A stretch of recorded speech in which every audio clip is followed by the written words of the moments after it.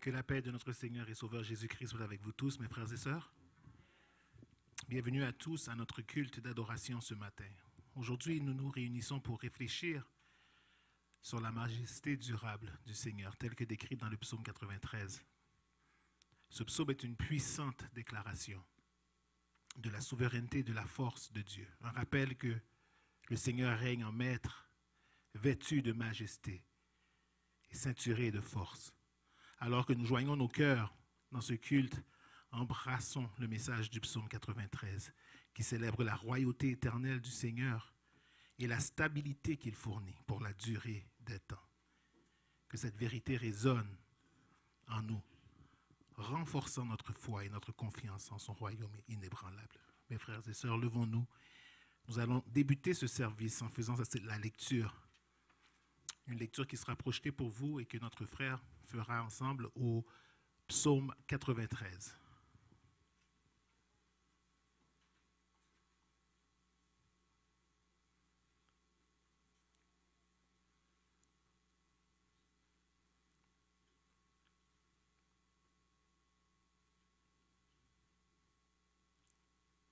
Un instant.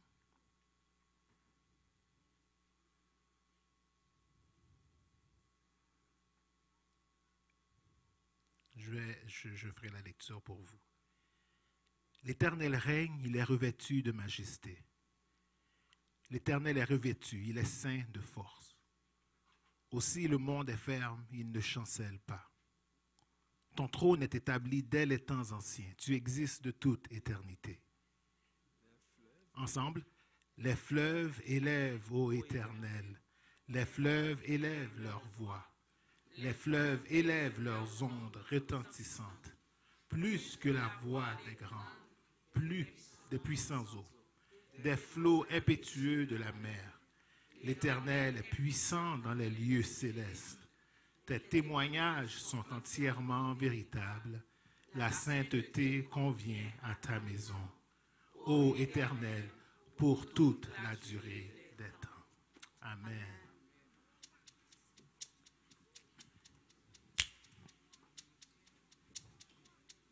Amen.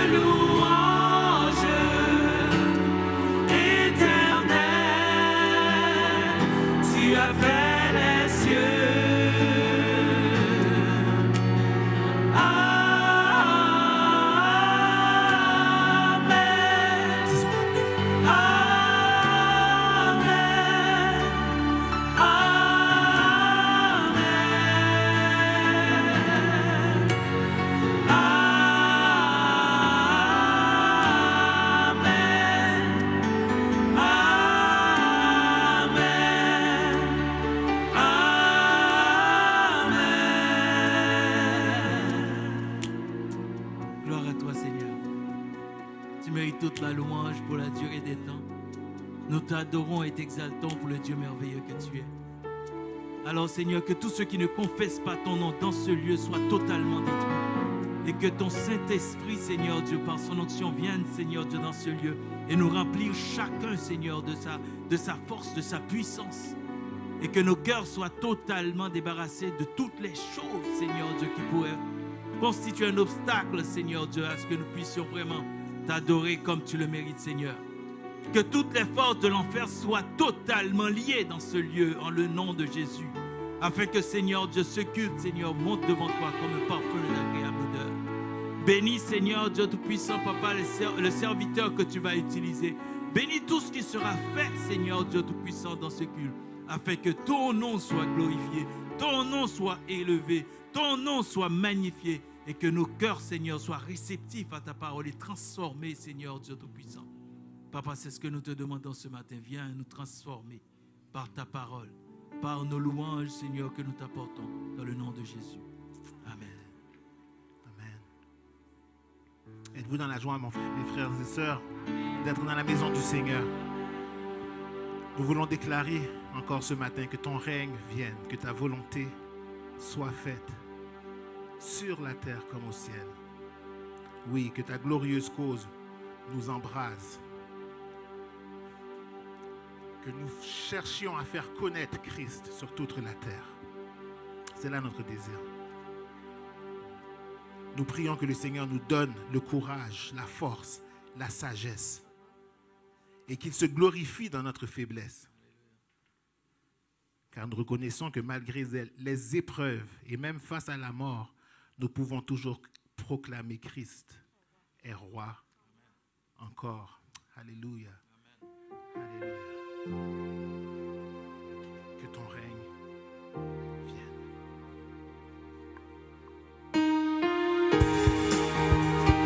Avec joie.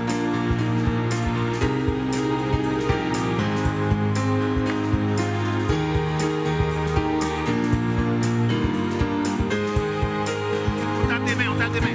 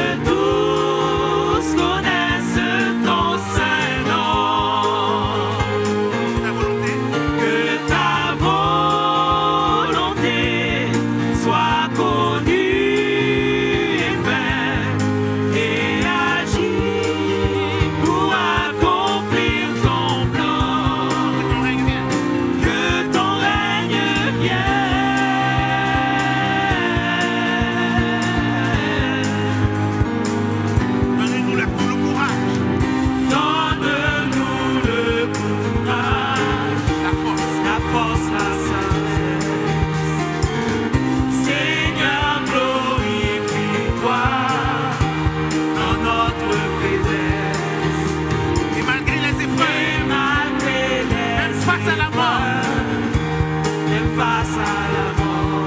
Donne-nous de proclamer, Seigneur. Donne-nous de proclamer Christ est roi encore. Que ton règne vienne, ô Père éternel, pour que tous connaissent ton saint nom. La volonté. Que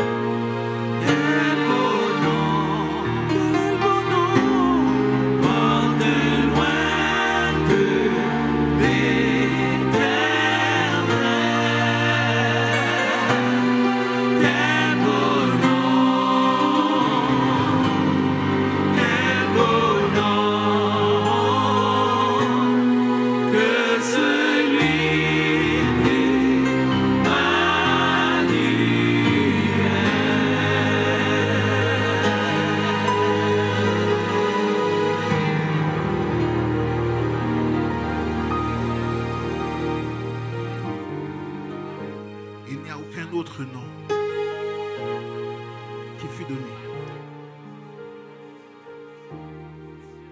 Dans les cieux, sur la terre, sous la terre.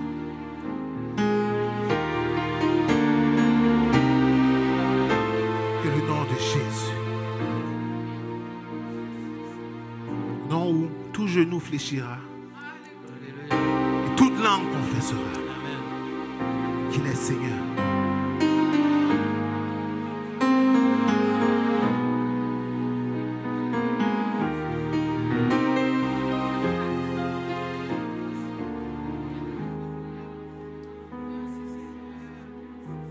Oh oui, quand ton nom est glorifié, Seigneur, quand ton nom est glorifié, mon âme est rassasiée de joie. Car toute la gloire et l'honneur te reviennent. Amen. Et quelle joie lorsque nous voyons que la terre entière chante et elle s'écrie envers toi qui es le roi de gloire, le roi des rois, le Seigneur des seigneurs. Gloire et honneur te reviennent.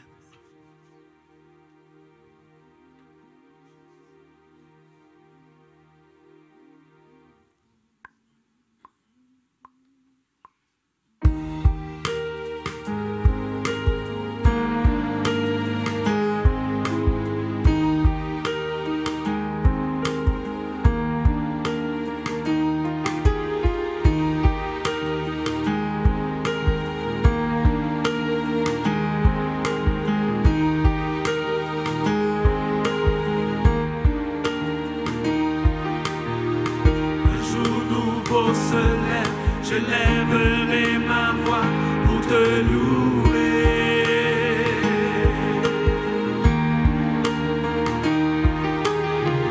Ton nom est sur mes lèvres, je lèverai ma voix pour te chanter.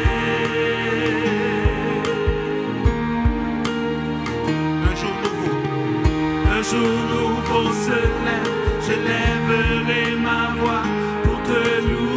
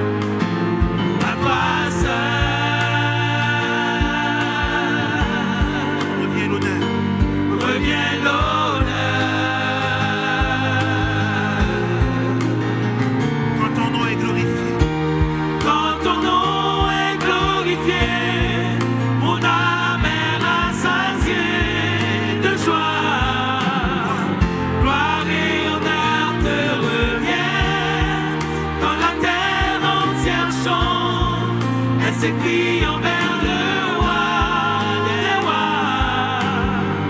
Gloire et honneur te reviennent, Seigneur mon roi. Un jour nouveau se lève, je lèverai ma voix pour te louer.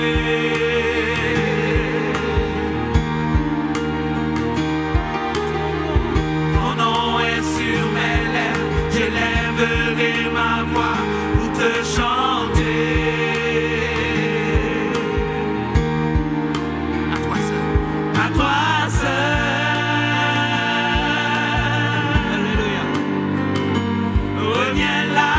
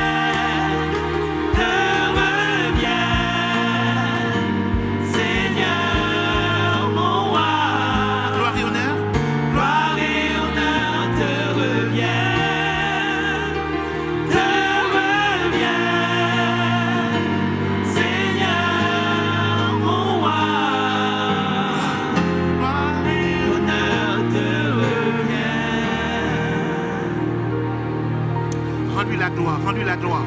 Ne la garde pas pour toi. Alléluia.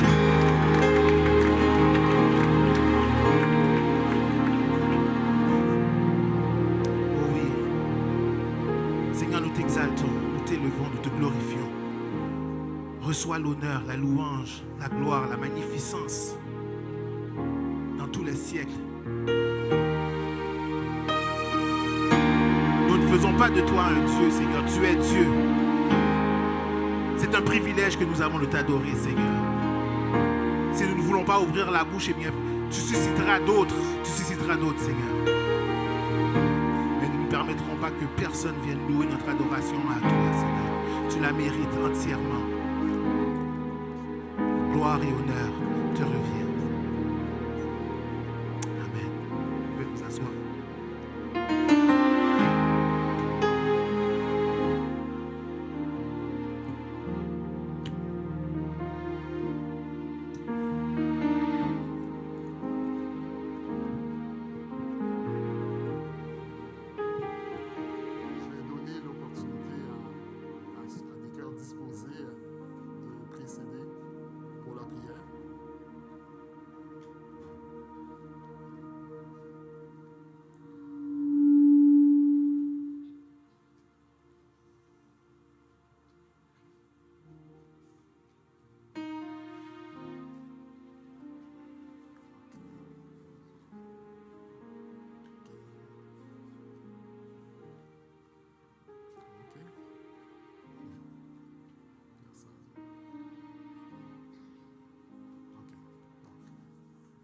Prions le Seigneur. J'ai cherché l'Éternel et il m'a répondu. Il m'a délivré de toutes mes frayeurs.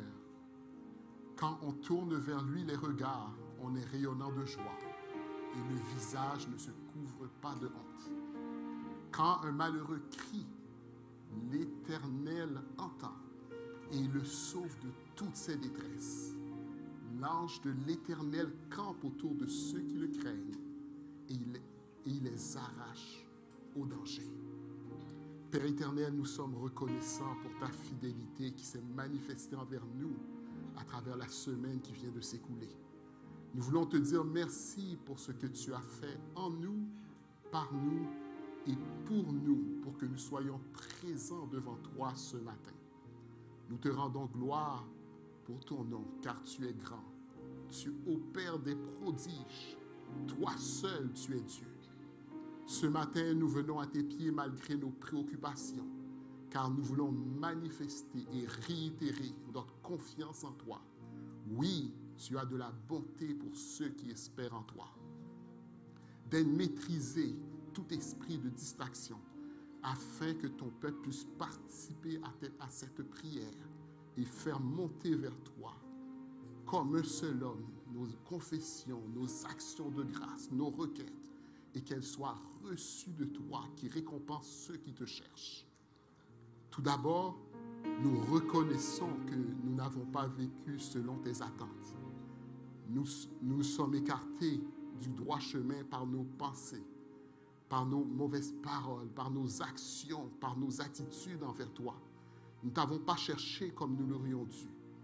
Nous n'avons pas fait briller notre lumière pour que ceux qui sont enchaînés dans les ténèbres le voient et se tournent vers toi.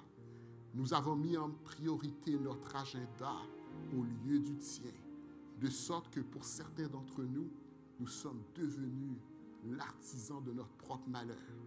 Mais nous savons que tu es un Dieu de compassion, que tu ne dédaignes pas le cœur brisé et contrit. Daigne nous pardonner nos transgressions, que nous puissions nous rappeler les compassions que tu as eues envers nous. Mets en nous la joie de ton salut et un esprit de bonne volonté, afin que nous puissions revenir au cœur de la louange. Ces dernières semaines, nous avons été exposés à plusieurs enseignements concernant l'unité que tu as toi-même instituée et que tu nous appelles à conserver malgré notre diversité.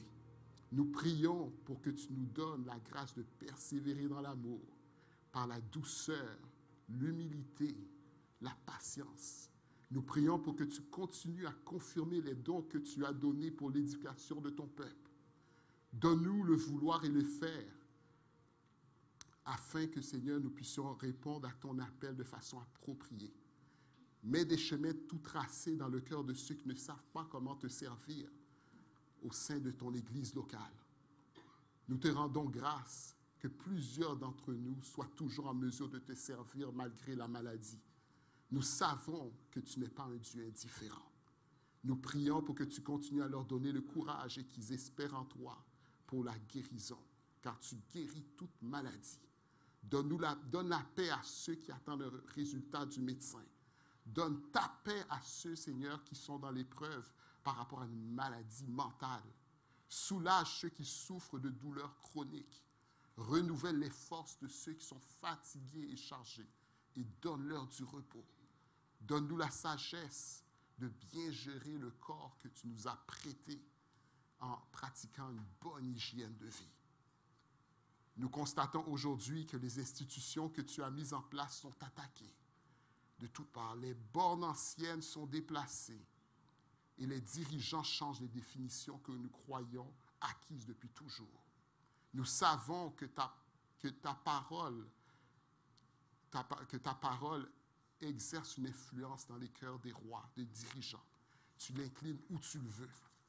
Donne à nos gouvernements sagesse et discernement et surtout crainte de ton nom pour qu'ils puissent prendre des décisions conformes à ta volonté afin que ton peuple puisse vivre paisiblement et en toute honnêteté. Seigneur, nous vivons dans un monde qui est bouleversé. Seigneur, ces derniers mois, ces dernières années, on a vu une accélération.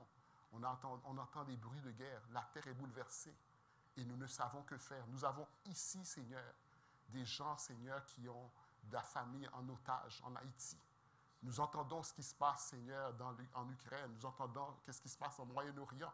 Il y a même des places où nous n'entendons pas parce que les nouvelles n'ont pas le temps de dire qu'est-ce qui se passe. Mais Seigneur, nous comptons sur toi. Nous ne savons que faire, mais nous faisons monter vers toi nos prières, car Seigneur, c'est toi qui fais cesser les combats jusqu'au bout de la terre.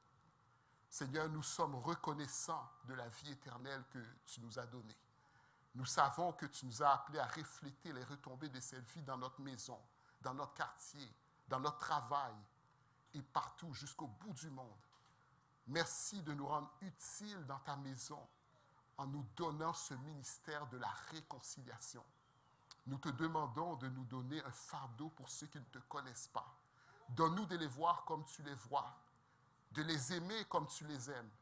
Prédispose les cœurs des personnes qui se trouvent dans notre cercle d'influence, afin qu'ils puissent recevoir favorablement l'Évangile. Suscite en nous le désir d'ouvrir notre bouche pour parler avec hardiesse des raisons de notre espérance. Par notre obéissance, nous te prions de faire de nous des chrétiens contagieux qui attirent à toi ceux qui ne te connaissent pas et qui inspirent ceux qui sont tièdes. Seigneur, nous voulons te dire merci pour les dirigeants que tu nous as donnés. Certains d'entre eux ont été convaincus de se priver de certains avantages temporaires afin de consacrer leur vie entière au service de ton peuple. Donne à ton peuple de les traiter de façon très respectueuse afin qu'ils exercent leur ministère avec joie, qu'ils s'attachent fortement à toi en veillant à leur enseignement. Fais qu'il y ait une bonne entente dans le conseil pastoral. Seigneur, nous comptons sur toi, sur les soupirs inexprimables de ton esprit pour compléter cette prière dans le nom de Jésus-Christ qui est mort pour nous et qui se tient à la droite de Dieu. Amen.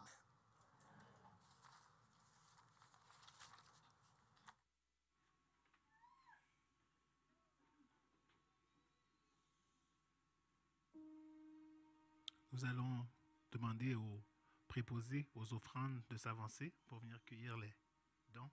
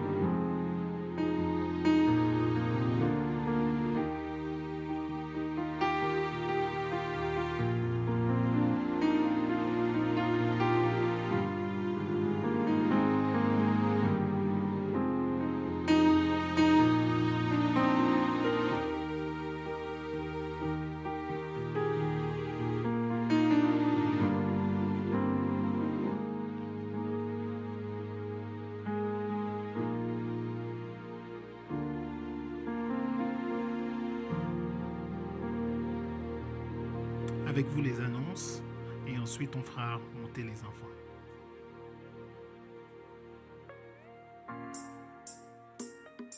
Bonjour Église missionnaire évangélique baptiste de l'Outaouais. Voici vos annonces pour la semaine du 25 février 2024.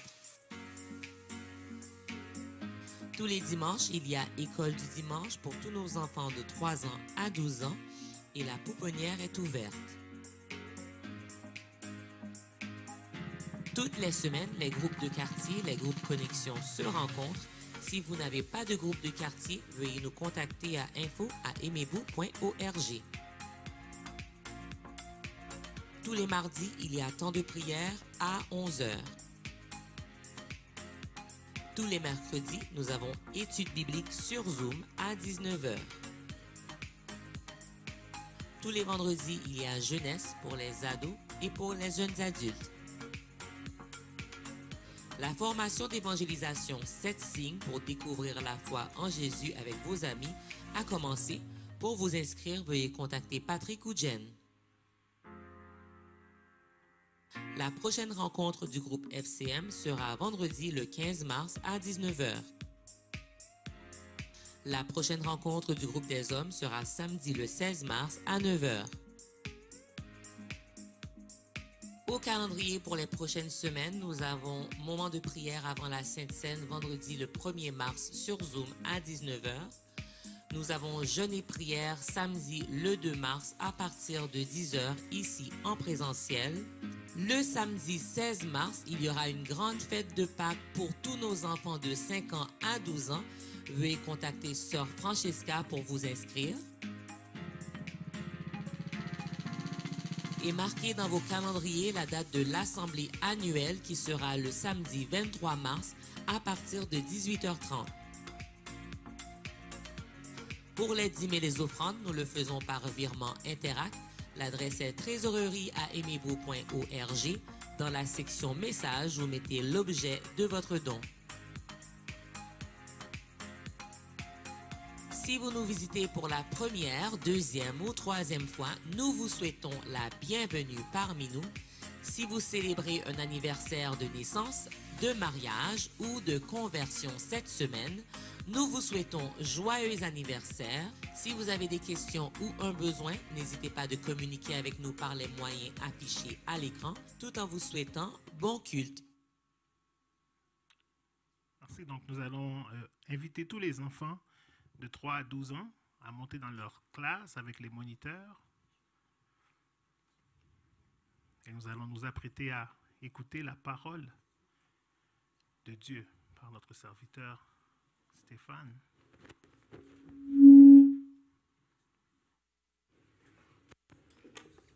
Je fais test.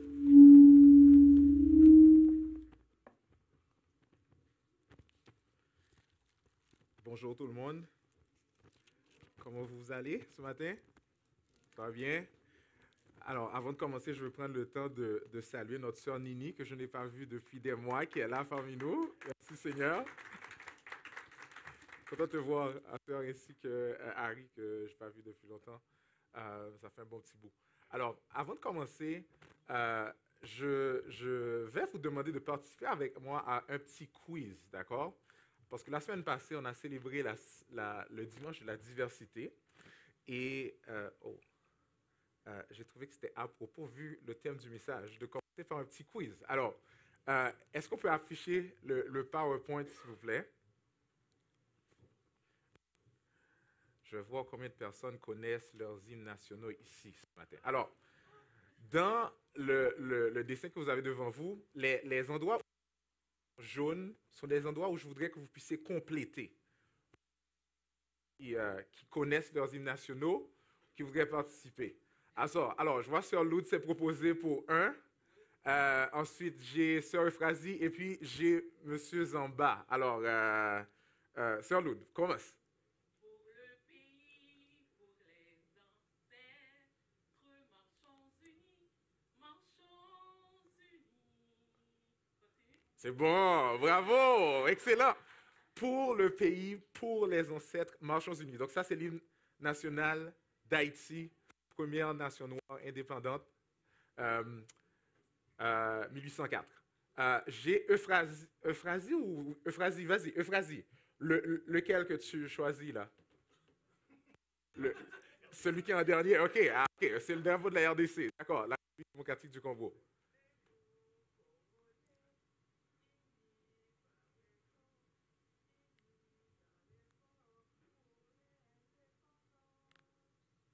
Très bien.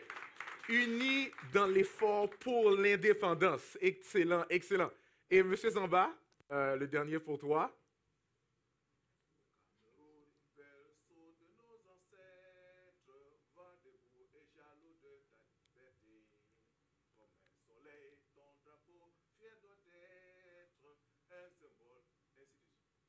Très bien, très bien. Alors, le dernier là, est-ce que tu peux le... Un symbole, te servir que ce soit le but pour... cette dernière phrase, est-ce que tu peux compléter la suite? But pour un dernier là, en jaune? C'est plus long. On va t'aider. Vous pouvez aller va à la prochaine diapo. OK. Pour remplir leurs devoirs toujours. Il faut chanter, vous se rappeler, effectivement. Alors, j'ai choisi ces 3 hymnes nationaux parce qu'il y a 2 concepts que je vois dans notre texte ce matin que je pense qu'ils sont cruciaux pour nous comme Église à la jonction où on est arrivé. On parle d'unité, mais cette unité n'est pas une fin en soi. Cette unité est conduite, elle est orientée vers une fonction, un but plus grand que l'unité elle-même. Pour le pays, pour les ancêtres, pour remplir notre devoir, pour l'indépendance. Prochaine diapo. Quelle est la différence entre ces 2 marteaux?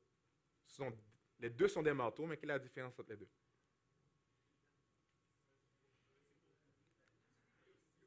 Un, c'est pour frapper des clous, et l'autre, c'est pour faire quoi? C'est pour rendre une décision, le juge frappe avec. Qu'est-ce qui arrive si je prends le marteau pour frapper des clous et que je frappe sur le truc du juge là? Il va le briser. Qu'est-ce qui arrive si je prends le marteau du juge et puis je veux frapper les clous avec? Ça va se briser aussi. Donc, lorsqu'on ne connaît pas la fonction de quelque chose, on peut la détruire. Lorsqu'on ne connaît pas le but de quelque chose qu'on a, ça peut nous détruire aussi. Et ce matin, alors qu'on est en train de parler depuis le début de l'année d'unité dans la diversité qu'on a célébré la semaine passée, je veux vous emmener dans une réflexion qui m'anime depuis plusieurs mois, qui est cette unité dans la diversité pour quoi? Continue, va à la prochaine diapo. Vous voyez, j'ai mis mes 3 points de suspension ici. Alors, je vais voir si vous avez bien écouté nos pasteurs, pasteur Arsène, qui a Tioso, qu'on salue, et on prie que le Seigneur bénisse son ministère.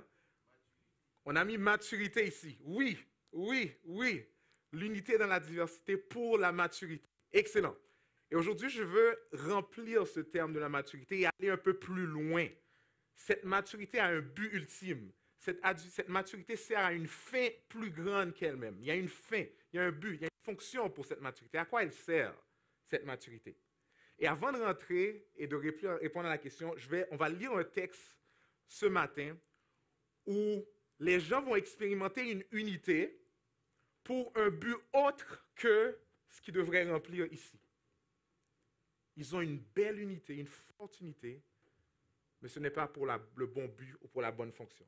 Tournez avec moi dans le texte de Genèse 11. C'est l'épisode qu'on appelle communément l'épisode de la tour de Babel. Nous allons lire, je vais lire pour vous. Toute la terre avait une seule langue et les mêmes mots. Comme ils étaient partis de l'Orient, ils trouvèrent une plaine au pays de Shinéar et ils y habitèrent. Ils se dirent l'un à l'autre, « Allons, faisons des briques et cuisons-les au feu. » Et la brique leur servit de pierre et le bitume leur servit de ciment. Ils dirent encore, « Allons, bâtissons bâtissons-nous une ville dont le sommet touche au ciel. » Phrase clé. « Et faisons-nous un nom, afin que nous ne soyons pas dispersés sur la face de toute la terre. » L'Éternel descendit pour voir la ville et la tour que bâtissaient les fils de l'homme. Et l'Éternel dit, voici, ils forment un seul peuple et ils ont tous une même langue. Ils sont unis. Et c'est là ce qu'ils ont entrepris.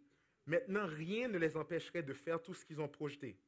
Allons, descendons, et là, confondons leur langage afin qu'ils n'entendent plus la langue les uns des autres. Et l'Éternel les dispersa loin de là sur la surface de toute la terre, et ils cessèrent de bâtir la ville. C'est pourquoi on appela du nom de Babel. Car c'est là que l'Éternel confondit le langage de toute la terre, et c'est de là que l'Éternel les dispersa sur la surface de toute la terre. Prions ensemble. Seigneur, ce matin, nous avons chanté ton nom. Nous avons dit que tu es celui qui a le nom d'Emmanuel, Dieu avec nous, et qui est présent au milieu de nous en ce moment. Et on prie que par ton esprit, tu viennes nous donner la grâce d'écouter, afin que ton nom soit glorifié, que notre âme soit rassasiée de joie pour propager ta renommée parmi les nations. Aide-moi, Seigneur, en ce moment à exposer le texte, à l'expliquer d'une façon qui soit compréhensible et que tu sois honoré au travers de ce moment d'adoration. Au nom de Jésus. Amen. Alors, tu peux aller à la prochaine diapo. Quel est le contexte du texte qu'on vient de lire? On est en Genèse 11. Ce qu'il y a avant Genèse 11, si vous tournez votre Bible, vous allez voir qu'il y a une table qu'on appelle la table des nations. D'accord?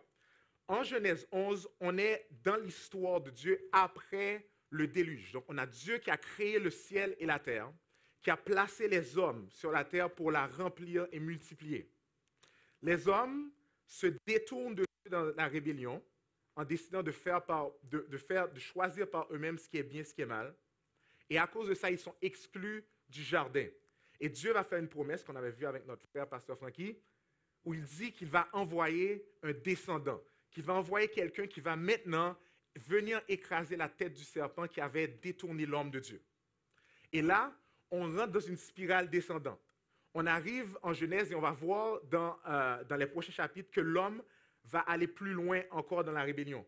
On a dans la famille d'Adam et Ève, Caïn et Abel qui vont, Caïn qui va tuer son propre frère. Et Dieu va l'exclure et va l'envoyer vers l'est.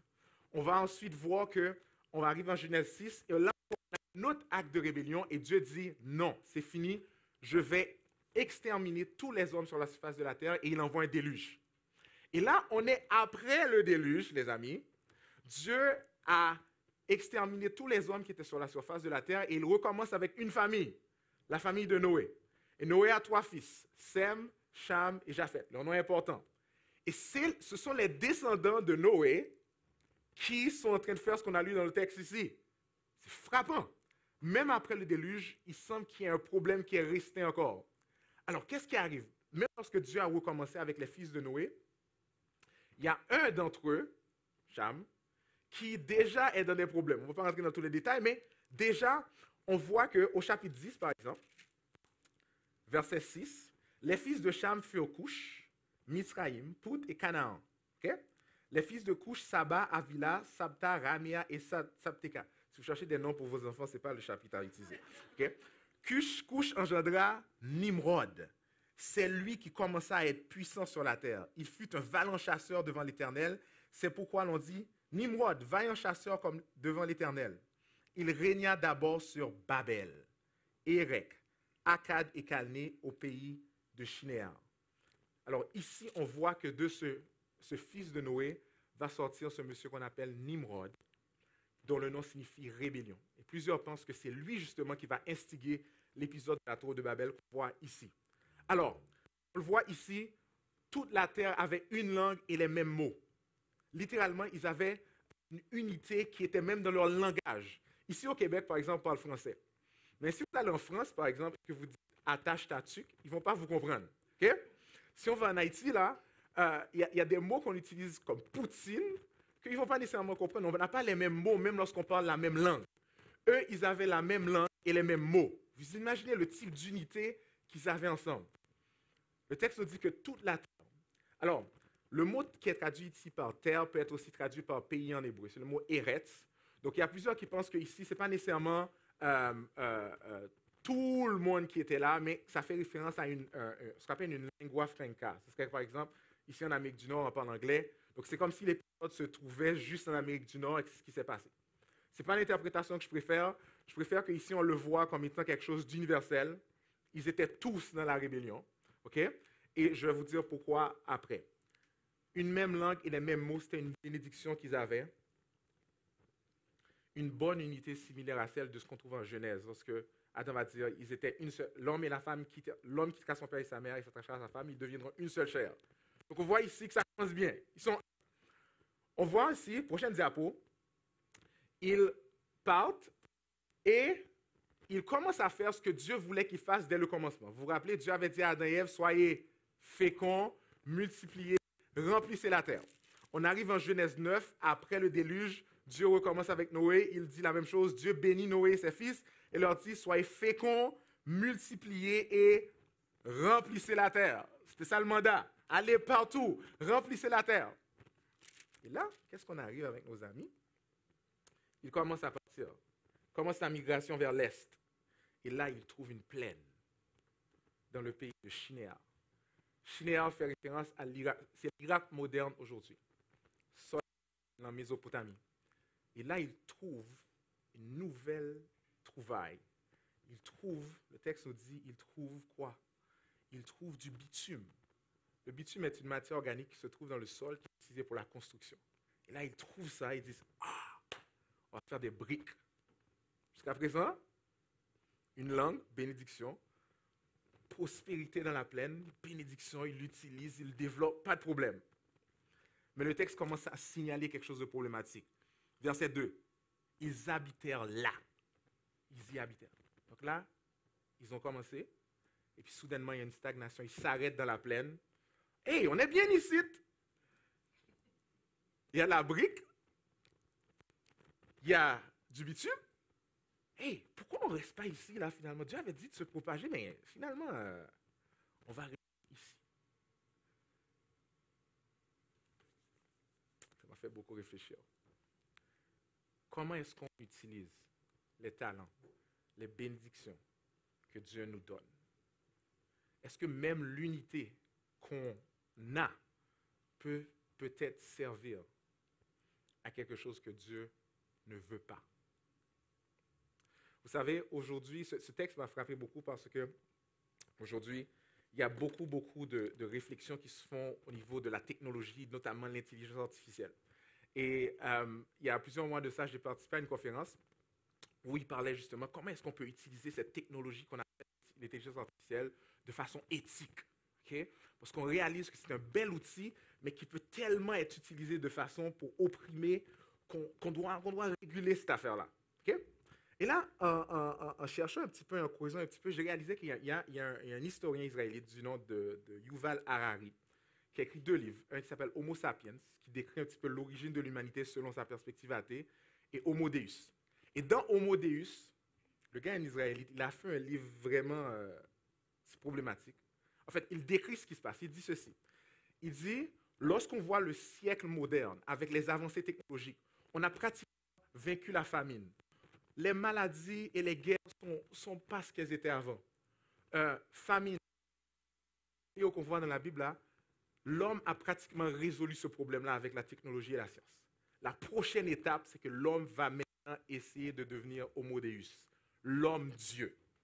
Et qu'est-ce qu'il voit là-dedans? C'est que lorsque tu as une technologie comme l'intelligence artificielle, les gens vont peut-être essayer à faire des implants, mettre cette technologie dans ta tête pour que ta capacité de réfléchir soit augmentée. Et lui, comme athée, il dit ceci, si on ne fait pas attention, on va redéfinir même ce que c'est être humain. Mais voilà ce qui est intéressant dans sa réflexion. Même lorsque sa réflexion a plusieurs points qui sont très bons, comme athée, le point principal n'est pas soulevé. C'est-à-dire, comment est-ce que cette redéfinition de l'humain, en fait, est un problème? Pourquoi? Ce n'est pas un problème parce que nos intérêts personnels avant sont impactés. C'est un problème parce que ça redéfinit la gloire de Dieu. Donc, on peut même faire souvent des bonnes analyses, mais si on n'a pas le centre, si on n'a pas le but, on n'a pas la direction ultime qui est la gloire de Dieu, on est à côté de la plaque. Yuval Harari, malheureusement, très bonne analyse. Mais même dans son analyse, dans son style de vie, vous allez voir, si vous faites un peu de recherche sur lui, rejette Dieu et il le manifeste dans son style de vie en disant que la Bible, c'est des mythes. Va à la prochaine diapo, s'il te plaît. On a une stagnation. Maintenant, on arrive au cœur de ce qui représente la rébellion. Quel est le problème? Il dit, let's go, allons. C'est une interjection littéralement qui veut dire, allons, allez, let's go. Donc il y a de l'énergie, il y a de l'entrain. Il dit ceci, bâtissons pour nous, littéralement là, c'est bâtissons pour nous une ville et bâtissons pour nous une tour dont le sommet touche les cieux et faisons pour nous un nom. Cherchons la célébrité, cherchons la popularité, cherchons à être aimés des autres, afin que nous ne soyons pas dispersés sur la surface de toute la terre. Frères et sœurs, ce texte est pertinent pour nous parce que c'est la racine de tous nos péchés. Cet amour de la gloire, de l'applaudissement, de la louange des hommes est là dans le texte. Faisons pour nous un nom. Maintenant, je vais creuser un petit peu avec vous quelque chose. Le texte est riche. Je vais souligner 3 aspects. C'est quoi la rébellion? C'est quoi le problème là-dedans, là, dans ce qu'ils sont en train de faire? Numéro 1, on l'a vu, il y a l'orgueil. Rendons-nous célèbres. Numéro 1. Donc ça, c'est le désir de dire, on veut être le spotlight. Maintenant, regardez, ce désir interne va progresser vers une deuxième étape. Il dit, bâtissons une tour dont le sommet touche le ciel. L'image que vous avez ici est ce qu'on appelle une ziggourate. C'est quoi une ziggourate? Dans la Mésopotamie ancienne, il y avait cette croyance que les dieux pouvaient venir habiter parmi nous. Donc ces gars, lorsqu'ils disent une tour qui touche le ciel, ils ne sont pas simplement en train d'essayer de bâtir une tour super haute pour monter vers Dieu. C'est ça la principale fonction. La fonction de la ziggourate, c'était de soutenir l'escalier que vous voyez. Et ils bâtissaient ce genre de structure-là pour que les divinités puissent descendre, habiter vers eux. Okay? Donc ces gars, ils ne sont pas simplement en train de bâtir un beau building, ils sont en train de bâtir un temple sacré pour leur faux Dieu. Ils sont en pleine idolâtrie. Et leur idolâtrie est encore plus subtile parce que c'est une idolâtrie qui cherche à redéfinir la nature même de Dieu. Dans leur perception, les dieux là avaient des besoins. Okay? C'était des dieux qui avaient des besoins dont on pouvait remplir. Donc, ils bâtissaient cette belle structure-là pour que le Dieu puisse descendre. Et quand ils descendaient, ils avaient une petite chambre en haut, là, un lit, la divinité pouvait descendre et leur donner à manger et à boire. Et le but, c'était quoi? C'était que, si je prends bien soin de la divinité va prendre soin de moi et rendre mon nom grand. Vous voyez ça? Donc, c'était du donnant. Tit for tat. Et c'est ce qui est au cœur de toute religion païenne. Vous regardez le vaudou, même concept.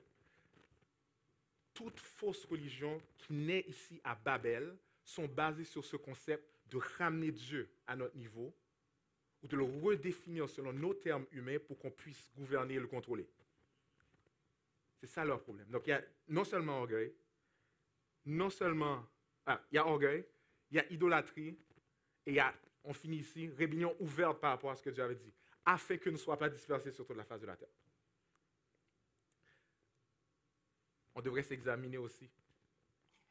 On a tendance des fois à faire la même chose. D.A. Carson, qui est un très bon enseignant, écrit ce livre. Dans ce livre, il a écrit Le Dieu qui est là. Et lorsqu'il décrit le modèle du donnant-donnant, il dit ceci. Il faut reconnaître que certains qui se disent chrétiens pensent également que leur relation avec Dieu fonctionne sur ce principe du donnant-donnant. Si je suis suffisamment bon, mon mariage sera réussi. Si je suis fidèlement mon plan de lecture tous les jours, je vivrai longtemps et je n'attraperai pas le cancer avant d'avoir au moins 96 ans. Si je suis un travailleur honnête, je ne perdrai pas mon travail comme cela est arrivé aux autres, qui méritaient bien plus que moi de le perdre. Si je fais mes prières tous les jours, mes enfants ne se rebelleront jamais. Et un jour, j'irai au paradis. Donnant. Et là, dans la suite du texte, Dieu va remettre les choses en place. Le texte dit ceci. Le problème avec ce modèle réside dans le présupposé que le Dieu de la Bible a des besoins et qu'il est possible de les combler en lui offrant quelque chose qu'il désire. L'approche du donnant-donnant de la religion est donc un système de troc. C'est pour cela qu'il fonctionne en théorie dans le polythéisme. Tous ces dieux sont limités et ont des besoins. Mais imaginez-vous que vous avez affaire avec un Dieu qui n'a aucun besoin. Qu'allez-vous lui offrir? Et là, Dieu, verset 5, va intervenir. L'Éternel descendit pour voir la ville que les fils de l'homme étaient en train de bâtir. On commence ici. L'Éternel. Dieu se révèle ici par son nom d'alliance. Ce n'est pas juste Dieu comme Elohim général. Il se révèle ici comme le Dieu qui existe par lui-même, le Dieu qui n'a pas besoin de quoi que ce soit. C'est le je suis. L'Éternel descendit. Il voulait que les divinités puissent descendre. Le seul vrai Dieu est descendu. Et qu'est-ce qu'il arrive? Il y a certains qui pensent justement que la tour était tellement basse là, que Dieu devait se baisser pour voir. Qu'est-ce qu'ils font là? Il y a une sorte d'ironie sacrée dans le texte là. Qu'est-ce qu'ils font, les fils de l'homme? Dieu les remet à leur place. Mais Dieu ne fait pas qu'ils les remettent à leur place. Il ne sous-estime pas non plus la force de l'unité ici. Regardez ceci. L'Éternel dit, voici, ils forment un seul peuple et ont tous une même langue. C'est là ce qu'ils ont entrepris. Maintenant, rien ne les empêcherait de faire tout ce qu'ils auraient projeté. Vous voyez ici que même dans leur unité, dans leur l'unité dans le mauvais motif, il y a quand même une puissance que Dieu reconnaît. Et par conséquent, Dieu va renverser. Regardez, verset 4, on avait « Allons, bâtissons ». Verset 7, « Allons, descendons et confondons leur langage afin qu'ils ne s'entendent plus la langue les uns les autres. » Le texte ici, vous voyez, Dieu se révèle encore dans son pluriel de plénitude ou de majesté. Ça veut dire, l'autre fois où dans Genèse, vous allez trouver où Dieu dit, où il utilise un pluriel là, comme « faisons l'homme à notre image », c'est en Genèse 1. Où on arrive à un moment capital dans la création et Dieu en équipe dans la Trinité, le Père, le Fils, l'Saint-Esprit, unis dans cette diversité, vont créer les êtres humains. Le prochain, c'est ici. Maintenant, ces êtres humains qui se sont rebellés, Dieu dit en équipe, Père, Fils, Saint-Esprit, descendons. On va mélanger, on va mixer, on va embrouiller leur langage afin qu'ils n'entendent plus la langue les uns les autres. Verset 8. Et l'Éternel les dispersa loin de là, sur la surface de toute la terre, et ils cessèrent de bâtir la ville. Mes frères et sœurs, il y a tellement de grâce dans ce texte-là. Quoi? Effacé complètement là. OK? Mais Dieu ne fait pas ça. Dieu change la langue, met la confusion parmi eux, de sorte qu'ils ne peuvent plus communiquer entre eux, mais ils les gardent en vie. OK? Grâce extraordinaire. Et là, une chose qui est vraiment puissante aussi, c'est que le résultat, c'est quoi? C'est qu'en confondant leur langue, il y a une confusion. Et je ne peux m'empêcher de penser à notre génération aujourd'hui. Et je me demandais, c'est une des raisons pour lesquelles j'étais attiré vers ce texte. Je me dis, est-ce qu'il y a une leçon pour nous pour comprendre notre vie comme génération? Il y a une confusion extraordinaire qui vit dans notre génération aujourd'hui, notamment au niveau de ce qui est l'identité. Qu'est-ce que je suis? Aujourd'hui, là, au travail, pour ceux qui travaillent comme fonctionnaires, vous savez que vous allez dans la toilette des gars, et puis ils mettent des tampons hygiéniques. Je suis rentré dans la mauvaise porte. Qu'est-ce que je suis là? Pourquoi c'est là? Fusion massive. Qui on est? Homme, femme. En fait, la racine est ici. On ne veut pas être défini. On ne veut pas que Dieu nous donne un nom. On veut se donner un nom nous-mêmes. Faisons-nous un nom. Dieu a mis ça très binaire, homme-femme. Il dit non. Moi, je veux être fluide. Je décide par moi-même qui je suis et comment je vis. La racine est de Babel ici. C'est de la babélisation. En fait, c'est notre nature humaine, rebelle contre Dieu, qui se manifeste dans ce cas-ci. Et la question, c'est est-ce qu'il y a de l'espoir pour de la confusion comme ça? Est-ce qu'il y a de l'espoir pour des rebelles comme nous? Est-ce qu'il y a de l'espoir pour notre génération? Et la bonne nouvelle, c'est que le texte nous pointe vers quelque chose de glorieux. oui, il y a de l'espoir. Si vous regardez le texte et où il est situé, vous allez voir que l'auteur, l'Esprit Saint par Moïse ici, va placer l'épisode de Babel à l'intérieur d'une généalogie. La généalogie, c'est la liste de noms qu'on vient de lire tout à l'heure. Et il la place à l'intérieur de la généalogie d'un des fils de Noé qui s'appelle Shem. Shem en hébreu veut dire nom. D'accord? Et lorsque vous arrivez au chapitre, toujours dans le chapitre 11, plus tard, ok? Verset 10, voici la postérité de Sem. Sem, âgé de 100 ans, engendra Arpachshad. Et puis vous arrivez au verset 27, voici la postérité de Térak. Térak engendra Abraham. Et puis tu arrives au verset 12 et tu as l'Éternel dit à Abraham, va-t'en de ton pays, de ta patrie et de la maison de ton père dans le pays que je te montrerai. Je ferai de toi une grande nation, je te bénirai, je rendrai ton nom grand. Et tu seras une source de bénédiction. Je bénirai ceux qui te béniront et je maudirai ceux qui te maudiront. Et toutes les familles de la terre seront bénies en toi. Rappelez-vous ce qu'on disait au début. Dieu avait promis un descendant de la femme qui allait venir ramener les choses comme elles étaient à l'origine. Et là, tout autour de l'histoire, on voit la rébellion de l'homme. On vient le voir dans la tour de Babel et on se demande, est-ce que ce descendant, ce sauveur qui va venir nous ramener à Dieu, qui va venir rétablir toutes choses, va venir. Et là, dans le milieu de la rébellion, Dieu va appeler un homme qui est un idolâtre du nom d'Abraham, comme il l'a fait pour toi et pour moi, qui étions éloignés de lui. Il va dire, c'est par toi que je vais envoyer le Messie. Et c'est par ta postérité que les nations seront bénies. Et moi-même, je vais me charger de te rendre ton nom grand. Dieu est plein de grâce et de miséricorde. C'est extraordinaire ce qu'il fait ici, que même dans leur rébellion, même dans leur hostilité contre Dieu, Dieu n'abandonne pas son plan de bénir toutes les nations et c'est lui qui prend l'initiative pour le faire et on le voit ici. Alors, allons à quelques applications pratiques pour nous de ce texte, bien qu'on a mentionné plusieurs déjà, mais allons à quelques applications pratiques. La première chose, le texte ici, clairement, l'emphase est sur l'idée du nom. Les bâtisseurs de la tour et de la ville veulent se faire un nom. Okay? Ils veulent se faire un nom pour eux-mêmes. Bon, l'Éternel leur donne un nom. Ce n'est pas le nom qu'ils voulaient, mais leur nom, il dit, on va appeler le nom Babel, qui veut dire, alors, Léonie, je n'ai pas mentionné ça, mais ça vaut la peine. Babel, dans la langue de la région, signifiait porte des dieux. D'accord? Et là, l'Esprit de Dieu, au travers de l'auteur des Écritures ici, va dire que Babel, en fait, signifie confusion. Il fait un jeu de mots là, qui est difficile à voir en français, mais c'est comme s'il dirait, par exemple, si tu parles, tu dirais d'Ottawa, tu dirais Ottawa, la ville des hors-la-loi. Ce n'est pas le cas là, mais je donne un exemple là, ok?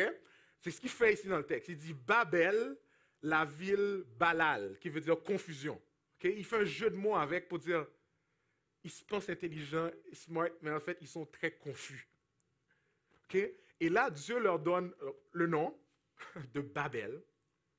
Et on voit aussi au chapitre 12, finalement, que Dieu va rendre le nom d'Abraham grand. Okay? Donc, l'idée centrale, c'est l'idée de la gloire. Pour quel nom est-ce que tu vis? Pour l'honneur et pour la gloire de qui tu vis.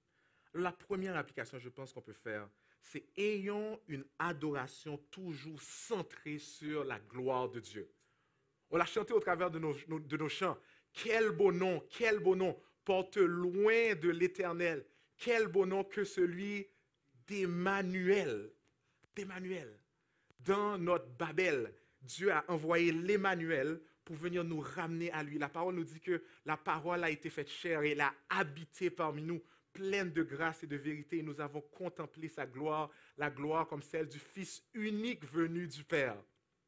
Extraordinaire. Et là, l'Écriture nous exhorte, quoi que vous mangez, quoi que vous fassiez, quelque autre chose, faites tout pour la gloire de Dieu. Louez pour la gloire de Dieu. Étudiez pour la gloire de Dieu. Bâtissez une famille pour la gloire de Dieu. Poursuivez l'unité pour la gloire de Dieu. Jouez au soccer pour la gloire de Dieu. Jouez au basket pour la gloire de Dieu. Je fais une petite parenthèse parce que je fais du sport pendant plusieurs années. Je fais une application pratique pour les gens qui font du sport. Vous savez que, ceux qui font du sport, vous savez que probablement des bases les plus fertiles pour l'orgueil. Okay? Et là, on vient de sortir de la Coupe d'Afrique des Nations, là, pour ceux qui ne regardent pas le soccer, c'est le championnat de soccer qui rassemble les nations de l'Afrique. Et il y a une chose que, c'est moi qui a fait cette application, c'est un Américain qui ne connaissait pas le soccer, et il a dit, il y a quelque chose que je ne comprends pas au niveau du soccer. Comment ça se fait que lorsque tu as pratiquement 10 personnes qui ont fini de jouer ensemble, qui ont fait des passes, et que le dernier vers le but, lorsque ce dernier sort, au lieu d'aller remercier tous les autres qui ont travaillé dur en arrière, il va vers le coin là, et puis il dit, « Hey, donnez-moi la gloire, c'est moi la superstar », et puis tout le monde court derrière. Ça ne fait pas de sens, cette affaire-là. Et il dit, quand son fils jouait au soccer, il dit à son fils, il dit, « Toi, quand tu joues au soccer, moi, je veux que tu fasses l'inverse. Au lieu d'aller courir dans le coin là, pour que tout le monde puisse t'applaudir, voir comment tu es super, retourne vers tes collègues et va leur dire merci pour tout le travail qu'ils ont fait en défense dans le milieu de terrain pour te donner la passe. » Donc, vous voyez des choses aussi concrètes de dire comment tu cultives l'unité, même en faisant du soccer. Mais tu le fais parce que tu as une disposition avant où tu comprends que tu n'es pas là pour faire ton nom grand. Tu n'es pas là pour te rendre célèbre. Tu es là pour glorifier Dieu. Et tu es là pour faire en sorte que les autres aussi puissent connaître ce Dieu que toi tu sers. Fais tout pour la gloire de Dieu. Deuxième application, servons avec humilité selon la force que Dieu nous donne. 1 Pierre 4, verset 11, qui est un des passages favoris de Pasteur Guy, qui dit ceci, « Si quelqu'un sert, qu'il le fasse selon la force que Dieu communique, afin qu'en toute chose, Dieu soit glorifié par Jésus-Christ. » Est-ce que vous voyez ça? Donc, il y a le but qui est la gloire de Dieu. Donc, on ne sert pas parce que Dieu a des besoins. On ne vient pas là parce que Dieu dit, « Oh, si je viens, Dieu va être content avec moi. » C'est ça le but. Et on ne cherche pas nécessairement pour être des bouche-trous partout là. Servons selon la force que Dieu communique. On est en train de parler d'unité dans la diversité. On a parlé un petit peu de ça des semaines passées. On a parlé de ça dans les petits groupes. Et là, il y a un appel là, à dire, il y a des besoins. Servez, impliquez-vous au niveau de votre église locale. Mais ce texte nous dit aussi une chose. Servez selon la force que Dieu communique. Parce que souvent, si tu ne sers pas selon la force que Dieu communique, tu vas peut-être faire ça selon tes propres efforts. Et peut-être que c'est toi qui vas recevoir la gloire et non pas Dieu. Et peut-être que les autres ne vont pas être bénis. Parce que peut-être que tu occupes la place que quelqu'un d'autre devrait occuper. Donc, il y a cet appel aussi à l'humilité, même au niveau du service, qui pointe vers notre Seigneur lui-même, qui dit qu'il existait en forme de Dieu, il n'a pas regardé son égalité avec Dieu comme quelque chose auquel il devait rester attaché. Mais il s'est humilié lui-même en prenant la forme de serviteur. Et il a été quoi? Obéissant jusqu'à la mort, même jusqu'à la mort de la croix.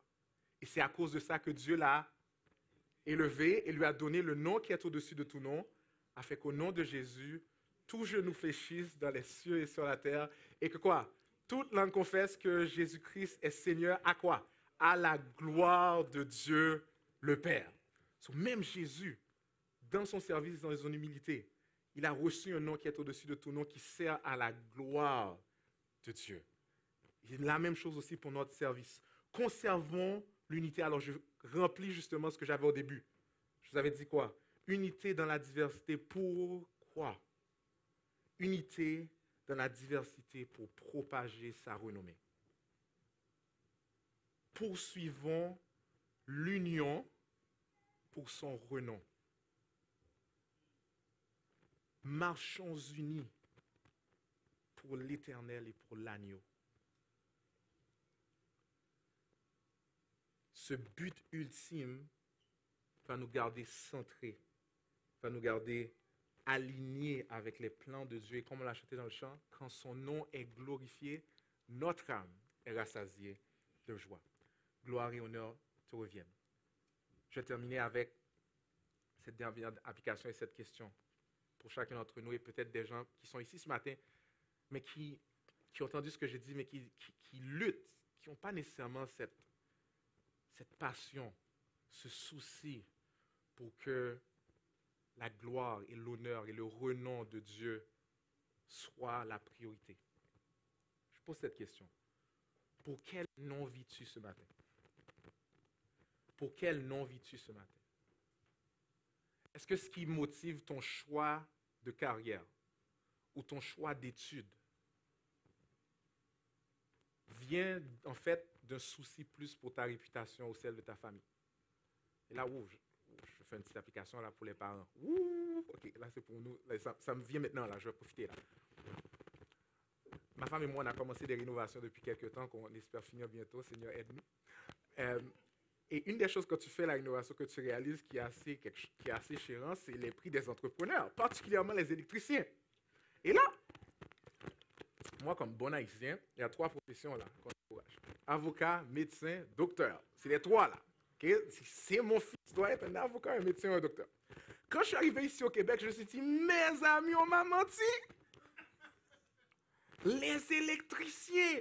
J'ai dit à Yannick, si tu veux aller être électricien, mon gars, pas de problème, tu n'as pas besoin d'ingénieur, OK? Hey! Mais pour nous, surtout des parents qui sont issus d'immigration, c'est difficile, ça. Mon fils électricien, charpentier, ou menuisier, plombier. On a des problèmes. Alors, je ne dis pas qu'on ne devrait pas viser haut pour nos enfants, c'est pas ça que je dis. Mais quelle est la motivation ultime? Est-ce que la motivation, c'est de dire, ultimement, c'est la réputation de la famille? Oh, la famille a des ingénieurs et des docteurs dedans, et puis on célèbre. Ici à Ottawa, même chose. Je me rappelle, là, j'étais à l'université dernière année, là, et puis le prof dit, bon, vous savez, avec le monter, peut-être qu'il va y avoir des coupures. Et puis il y a une petite fille qui a dit, qu'est-ce qu'on va faire? On n'a plus de permanence, il n'y a plus de sécurité, qu'est-ce qu'on va faire? Là, j'ai dit, bon homme, ici c'est fort. On cherche cette sécurité et aussi ce statut qui vient avec « je suis fonctionnaire de la fonction publique ». Attention, attention, ça peut semer la confusion. Ça peut semer la confusion dans notre cœur, mais aussi dans nos enfants qui nous regardent aller, qui disent « ils viennent à l'église et ils chantent pour la gloire de Jésus, mais dans le choix de carrière qu'ils sont en train de me pousser à faire, c'est pas avant tout, on cherche le royaume de Dieu et sa justice et toutes ces choses qui sont données par-dessus. » Et ils voient ça. Et ils voient ça. Donc, parents, conseillez-les avec sagesse, avec cette passion du renom de Dieu, et non pas avant tout le nom de la famille. Poursuivons la gloire de Dieu. Alors, je reviens avec ce que je disais tantôt. Pour quel nom vis-tu? Jésus va poser cette question qui a changé ma vie. À quoi ça sert à un homme de gagner le monde s'il perd son âme?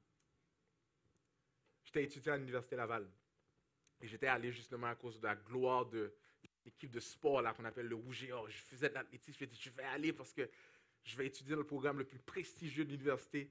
Je vais être dans l'équipe de sport et puis waouh, ça va être top là. Et le Seigneur a fait grâce, j'ai été dans l'équipe, j'ai été dans le programme, on appelle le programme d'actuariat qui était le programme le plus difficile, l'un des programmes les plus difficiles après le génie électrique. Et là j'arrive. Et une des choses qui est particulière dans ce programme d'études, c'est que tu étudies les probabilités. Et je me rappelle, j'arrive dans un de mes cours et puis le monsieur dit, vous savez, ici on étudie les chances que les choses arrivent. Mais il y a une chose qui est certaine, vous allez tous mourir. Je suis comme, Seigneur, je n'étais pas chrétien à l'époque. La mort et les impôts, et même les impôts, peut-être des fois, il y a des gens qui ne les paient pas, mais la mort est certaine. Mais une autre certitude, le Seigneur va revenir, où vous aurez à vous tenir devant Dieu un jour pour donner et rendre compte. Et c'est cette phrase qui est venue me chercher dans ma petite chambre d'université. Alors que j'étais tout confus, j'arrive là et puis je dis, that's it? Je suis arrivé là, je suis arrivé à l'objectif que je voulais m'étais fixé, et puis je suis vide, je suis confus. Pourquoi je suis là? Est-ce que c'est juste ça qu'il y a? Métro, boulot, dodo, auto, et puis c'est fini? Et c'est ce texte-là où le Seigneur Jésus est venu me rejoindre. À quoi ça te sert d'avoir l'acclamation des hommes, les richesses, ou de vivre pour toi-même si tu perds ton âme? Qu'est-ce que tu donneras en échange de ton âme? Et là, le Seigneur, dans sa grâce, vient faire un renversement. Il va dire ceci. Celui qui voudra sauver sa vie, la perdra. Mais celui qui la perdra à cause de moi et à cause de l'Évangile, la retrouvera pour la vie éternelle. Là, le désir de se faire un nom, d'avoir un impact, peut être légitime, mais il doit être orienté, il doit être gouverné, il doit être aligné avec le plan et la passion de Dieu pour la gloire de son nom. Et lorsque on est aligné ainsi, lorsqu'on a goûté à la grâce de Dieu, fais ce que tu veux. Si tu es aligné avec le plan et ce que Dieu veut pour ta vie. Alors peut-être que tu ne connais pas encore Jésus ce matin et tu entends ce message. Et la question pour toi, c'est, est-ce que tu es réconcilié avec Dieu? Est-ce que tu as goûté, tu as senti que Jésus est bon? Est-ce qu'il est ta joie? Est-ce qu'il est ta passion? Est-ce que tu crois qu'il est le Fils de Dieu? La bonne nouvelle de ce texte, c'est que même lorsque les gars étaient en train de bâtir l'escalier, là, Dieu, lui, il a envoyé son propre Fils, qui est lui-même le pont entre le ciel et Dieu. Jésus dit, je suis le chemin, la vérité et la vie. Nul ne vient au Père que par moi. Le texte nous invite ce matin à la réflexion, nous invite à la repentance. Si tu ne connais pas encore Jésus, tourne-toi vers lui. Il t'invite à faire de lui tes délices, afin que ton âme soit rassasiée de joie. Ne tarde pas. N'attends pas demain. Que le Seigneur soit loué, comme le texte dit ici, que tout ce qui respire loue l'Éternel. Prions. Seigneur notre Dieu, on prie que tu puisses t'exalter dans ce que nous allons chanter en ce moment. Louange au Père, gloire au Fils, béni soit le Saint-Esprit. Dieu trois fois, c'est majesté, gloire au roi des rois à tout jamais. Je prie que ce soit le chant, l'hymne des cœurs de chacune des personnes ici présentes.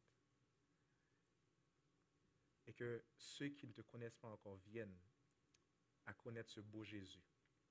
Et nous, comme Église, Père, que nous puissions poursuivre et propager ta renommée parmi toutes les nations. Au nom de Jésus. Amen.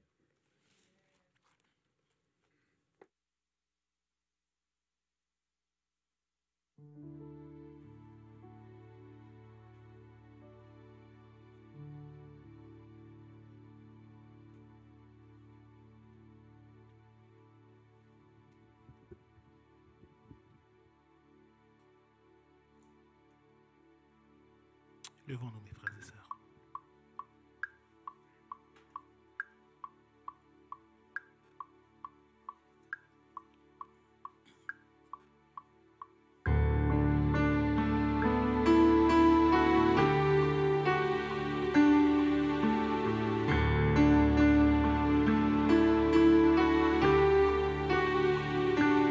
Nous étions là dans les ténèbres, sans espoir, sans repère.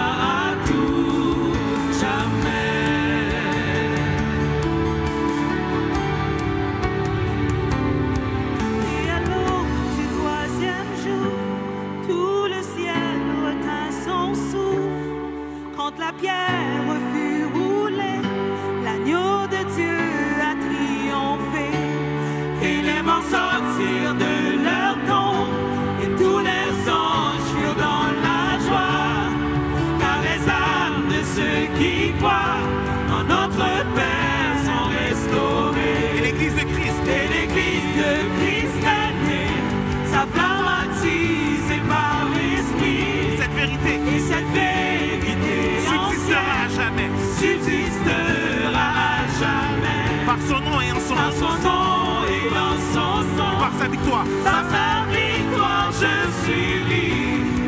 Oui, l'amour de Jésus-Christ m'a ressuscité à jamais. Oh, louange. Disons ensemble louange. Louange au Père, gloire au Fils, béni soit le Saint-Esprit, Dieu trois fois saint, majesté, gloire au roi des rois à tout jamais. Louange au Père. Louange au Père, gloire au Fils, béni soit le Saint-Esprit, Dieu trois fois saint, majesté, gloire au roi des rois à tout jamais. Gloire au roi des rois à tout jamais.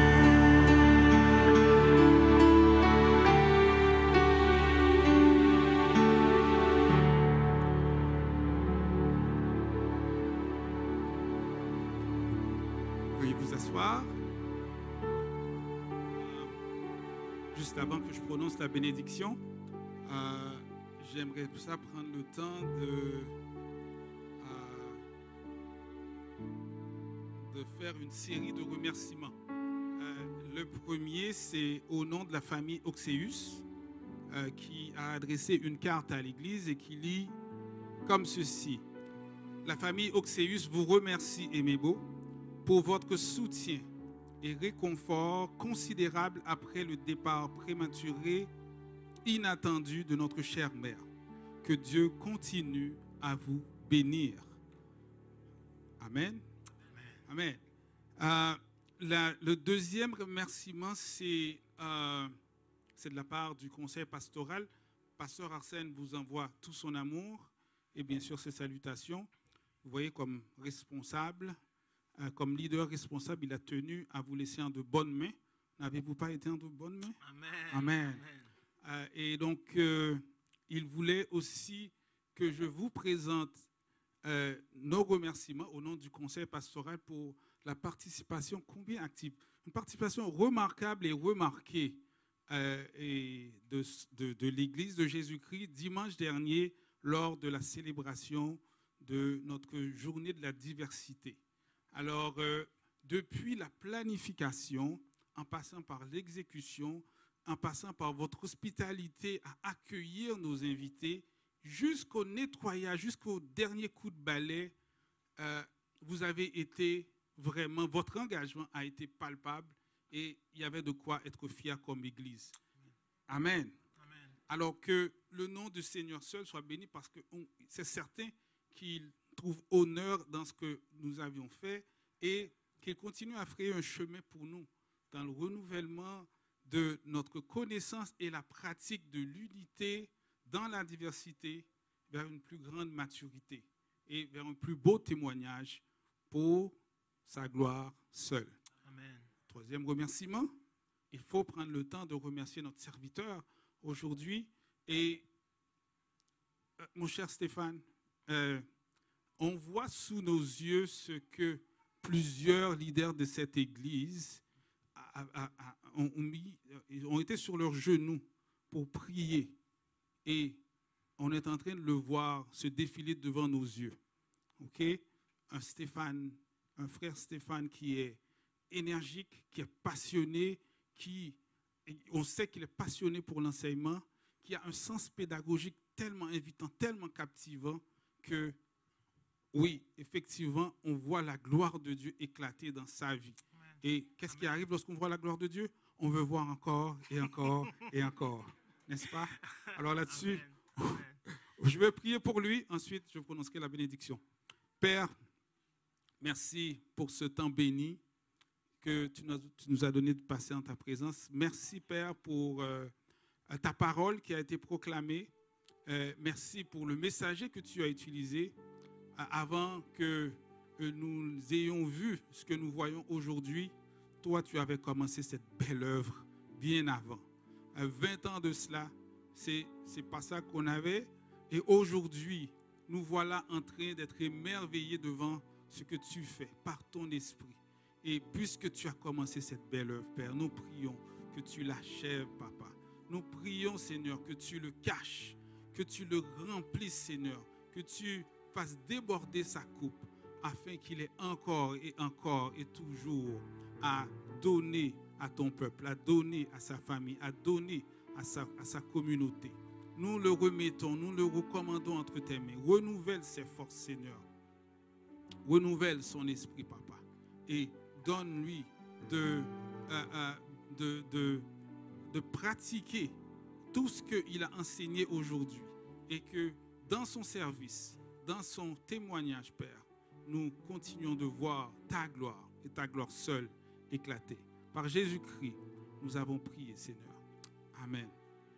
Et maintenant, recevons la bénédiction. Je vous prie de vous lever. Que le Dieu de paix, qui a ramené d'entre les morts le grand berger des brebis par le sang d'une alliance éternelle, vous rende capable, nous rende capables de toute bonne œuvre. Par Jésus-Christ,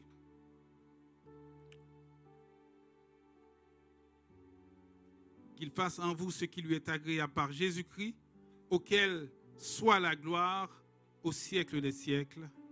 Amen. Allez dans la paix du Seigneur.